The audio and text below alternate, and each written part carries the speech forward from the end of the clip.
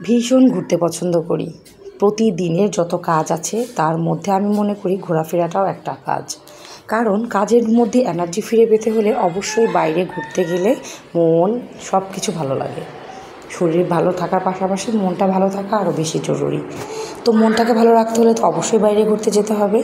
বিভিন্ন জায়গায় ঘুরলে নানা ধরনের অভিজ্ঞতা বাড়ে, আর সেই অভিজ্ঞতাটা অবশ্যই বাস্তব জীবনে অনেক কাজে লাগে।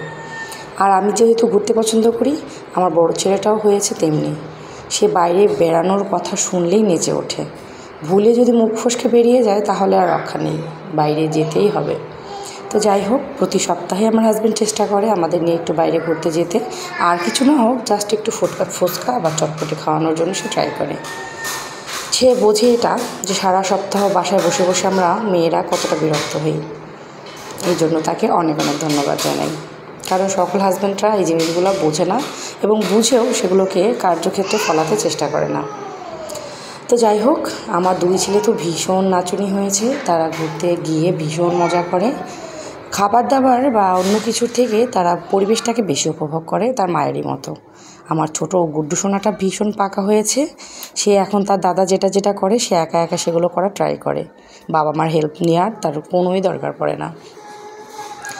এই যে এত উঁচু একটা স্লিপার, এটাতে সে একা একাই উঠে গেছে, দেখে ভীষণ অবাক হয়েছে আমরা দুজন।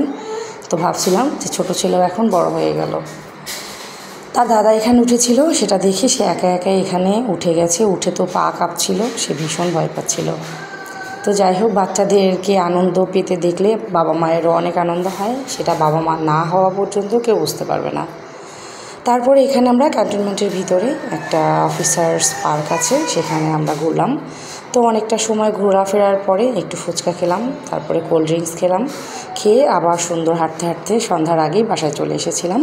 কারণ আমার হাজব্যান্ডের আবার রোল কল ছিল, এই জন্য একটু তাড়াও দিচ্ছিল। এখন তাদের